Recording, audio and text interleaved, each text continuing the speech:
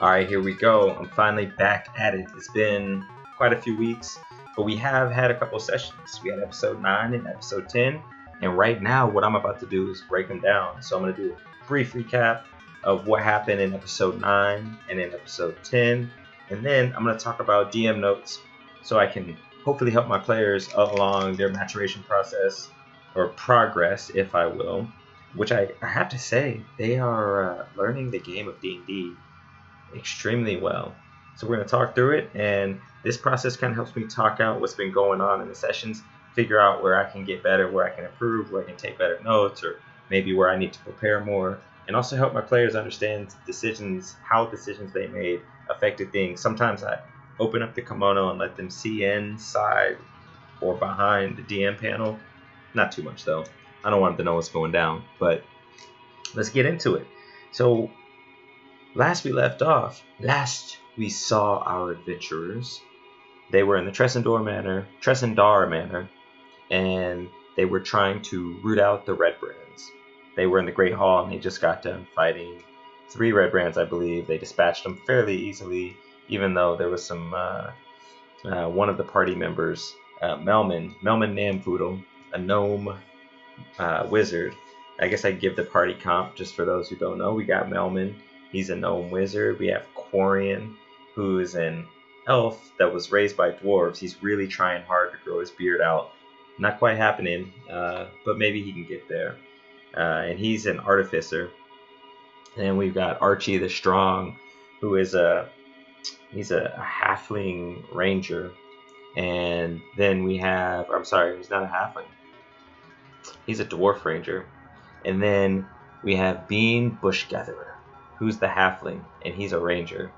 And we have Hank, just Hank, good old Hank, the half-orc, paladin. Gotta love him. Get down on those knees, say some prayers, do some good things. So Melman decides to tie up one of these Redbrands. They're going to interrogate him. Melman rolled terrible on his check to see how well he tied the knots. There were no knots. They were sort of looped over each other. He's like, I got it. It's good, guys. It's going to be dope. Guy broke out. They ended up fighting, dispatching him pretty quickly. After that, there's a little goblin that they've now befriended because they saved him from 3 bugbears that were tormenting it. And it's saying like, man, I knew it. I knew you guys weren't Redbrands, because they're all the crew are wearing Redbrand capes and posing as if they're Redbrands. And so he's like, I knew it. I knew you were Redbrands. I would have told you another way if you'd just told me the truth. I would have told you another way around. He's kind of like the American / sometimes British goblin version of Dobby. I don't know. What can I say? My NPCs are a work in progress. And then, so they're talking to this goblin, like, where do we go? Where's this wizard? Where's this Glasstaff guy that we're looking for? And he's like, oh, he's like right through there. And they go in this room, and it looks like a wizard's laboratory. Indeed it is. They're searching through things, they're finding things. There's a rat scurrying around. Nobody decided to check on the rat, and then at one point, Hank thought something was up with the rat, and he tried to look for it, and the rat took off.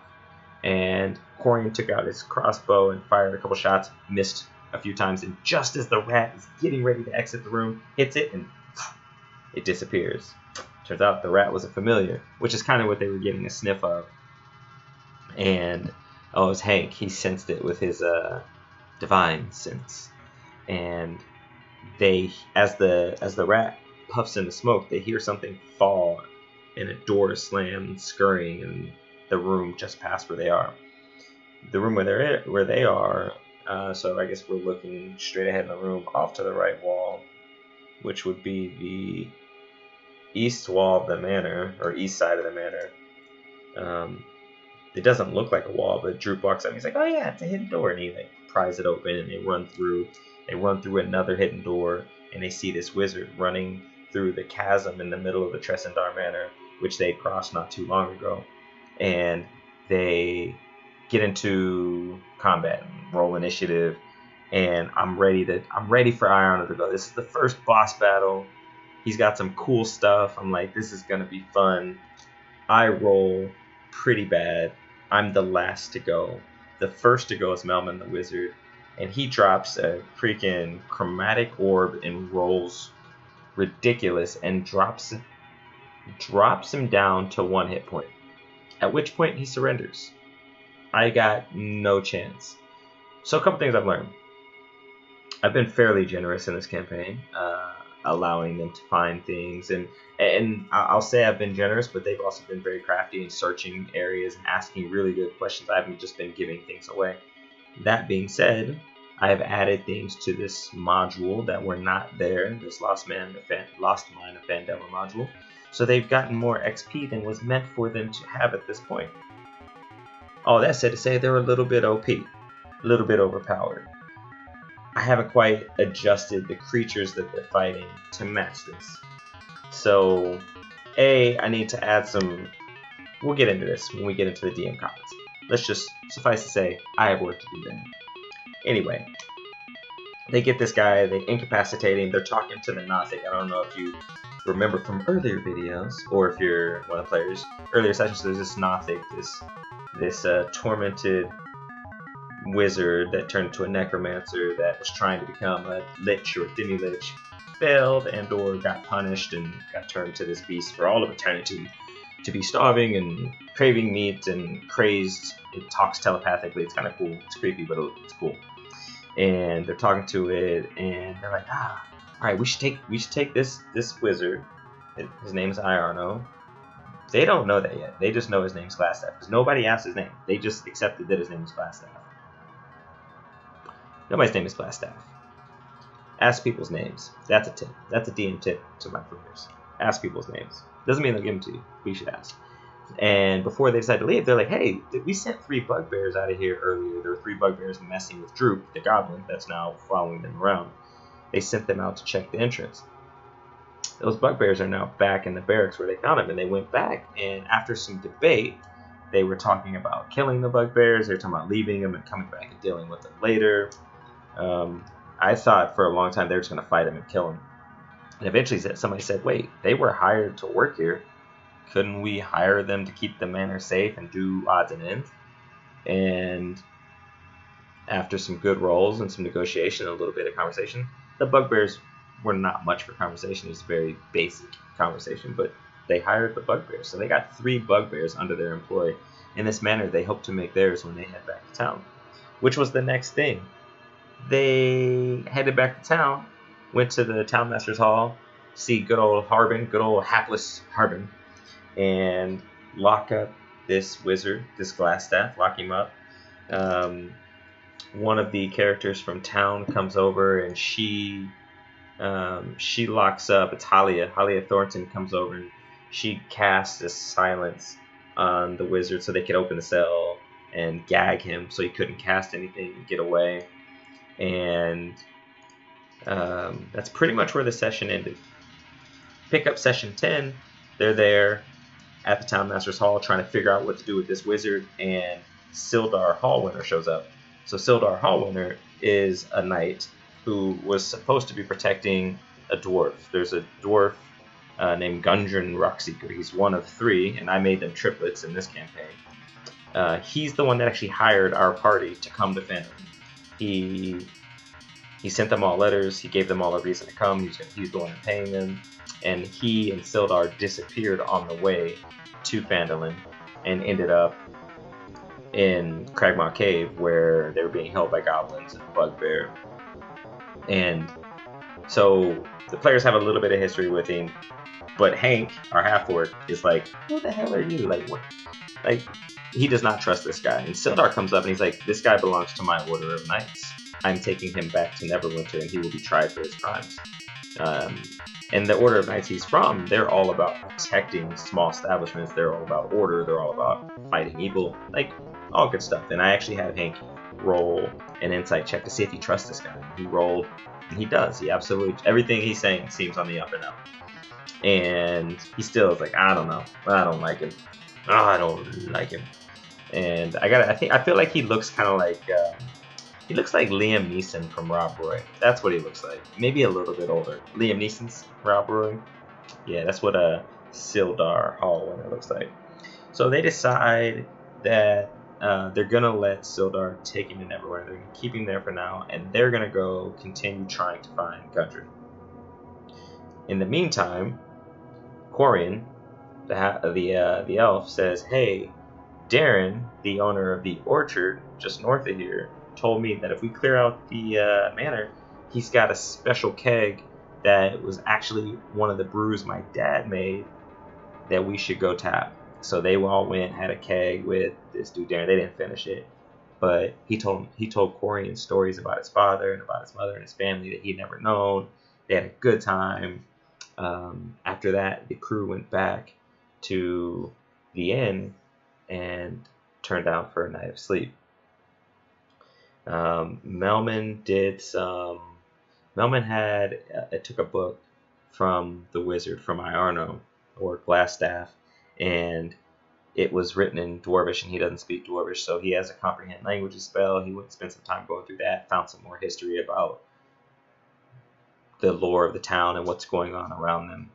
And in the middle of the night, I have Quarian make a perception check, and we do a passive perception and kind of active because he's in a meditative state. He's not really asleep, and he awakes just in time to have a door open, and 2 dwarf assassins in black scale mail silently enter the room, and it's initiative.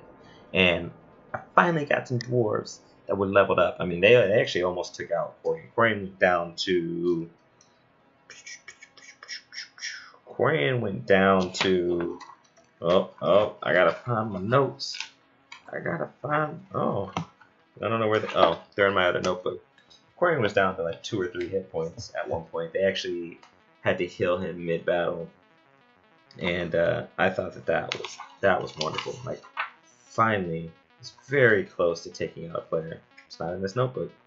Really got to work out my notebook situation. We'll get there. But finally got some balancing with my bad guys. So it was 2 dwarf assassins fighting the whole crew, and they were dead set on Quarian. They took out one finally. Noticed some weird things about the scale mail. Weapons, like arrows and stuff that glanced off of them, were silent. As the dwarves moved, they were silent. They had the ability to go invisible, seemingly at will, and move about the room, and then they pop back into the spectrum of the visible. They beat one up pretty bad, and they tied him up and tried to get info out of him, and it wouldn't say anything, but it did look at Bean and said, "Hi, they're looking for you too." And with that, Hank went ahead and just kind of gave a double axe boomerang gang, right to the dwarf's head, and off it went. And that, oh no, it's not where we ended the session. There's one more thing that happened. We kind of fast forwarded to the morning. Everybody healed, went downstairs to get some breakfast, and Harbin showed up. So he's kind of the town master. One thing that they all recognized when they were in the town master's hall, where there's a jail cell in the back, the desk that Harbin was sitting at when they visited it the first time seemed to be more orderly. And when Sildar showed up, he actually sat down at the desk. So Sildar's kind of assumed the constable lawmaker role for Phandalen. And that all being said, Harbin shows up, and he has a deed. He has a writ. It's not a writ. It is a deed for Tresendar Manor. It looks something like this. It's got like a official looking seal, and it's like, "The town of Phandalen on the 17th day of Tarsak, I, Harbin Wester, have this day bargained and sold to the Double X Boomerang Gang, comprised of Archie the Strong Bean, Bushgatherer, blah blah blah. For the consideration of 1 gold piece, the Tresendar Manor and attached parcel are granted to the aforementioned party." Yada yada yada, so forth and so on. So basically, they get this manor. There's some language in here that they need to read that I'm not going to tell too much about because they don't pay attention to it. You could come back and get them. But I've said too much. But yeah, that was pretty much, that's the recap. Man, like, I've been 100% really happy with the roleplay. I think I mentioned in earlier videos that I give extra XP in sessions for roleplay that just tickles me, makes me laugh, makes me think. When they do unexpected things that work out well. When they do unexpected things that work out terribly, that also, I think, is worth extra XP sometimes, not all the time. And other things that I mentioned, like I said, like I really need to balance out the baddies, and I think there's two ways I can do that. One, I got a comment from somebody watching an earlier video. It's a great comment. Just a basic strategy, like a basic attack plan for some of these crews that are coming in that are underpowered to give them a chance at being a real threat. And then also balancing out their HP, their attacks, and maybe a little more planning so I know what their attacks are, so I'm using all of their abilities. But, you know, outside of that, there's not a whole lot else I would do. I kind of roll with I have a general story beat, and I have general plot and or plots. Maybe there's multiple, I don't know. And I have an idea of where I want them to go, and I'm starting to move things in. And then as things move in the game, like I'm rolling and doing some stuff randomly, and I'm starting to feel really comfortable with just letting the story unfold. Like the attack at the end, like I knew I kind of, for one of the things going on and some of the stories for the characters, I knew that I wanted an event to happen, and I wanted it to happen in the next session or two. I wasn't really sure when it would happen or really how it would happen. And I just kind of made it happen off the cuff because it felt right. It felt really right. But look, that's really all I got for you today. I didn't want to make this too long. I'm tired. I got a 2-year-old teething that's not sleeping, a pregnant wife. So I'm going to go massage. Well, I'm going to go take a bath. I'm going to massage her feet and, you know, try and get a little sleep tonight. I do want to say if you like the music, I don't even know if you can call it music. Like, it's just sounds in the background. But it's, like, soothing for me while I'm trying to talk to y'all. I really like it. And I really just, I enjoy Matthew Colville's stuff. So I use it. I don't know. I don't even know if that's a copyright issue, but it's on SoundCloud, and I think I can use it. I'm not affiliated with him at all yet. Holla at me, Matthew. Holla at me. But look, M87 is the name of this track. You can find it in the thing down there because I'll link it. And have a good night.